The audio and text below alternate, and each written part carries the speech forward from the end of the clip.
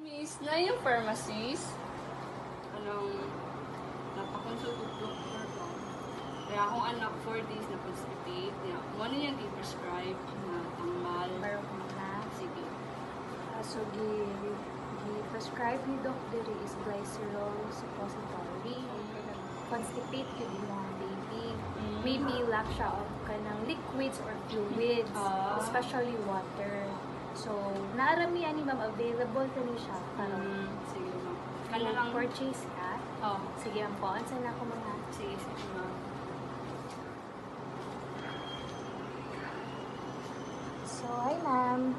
Mani siya katong i-prescribe ni Doc. Mani siya ang glycerol suppository. So, mani siya yung mukhang gamitin for your baby. Yeah, miss, saan siya paggamit? So, ang way ani ma'am is imong ipalay daw yung inyong bata. Like, naka-side. Like, left or right side. So, imo siyang i-straighten imong iyahang legs.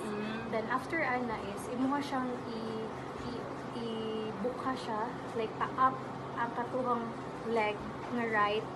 Then, mo to, imo siyang isulod ang suppository. First, ma'am, is you have to wash your hands first. Like, kanang dapat clean good kayo siya.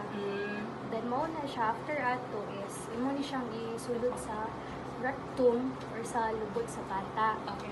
Then, dapat is half or 1 inches lang ang masud. Aim for the belly button of the baby. So, mo na siya ang way sa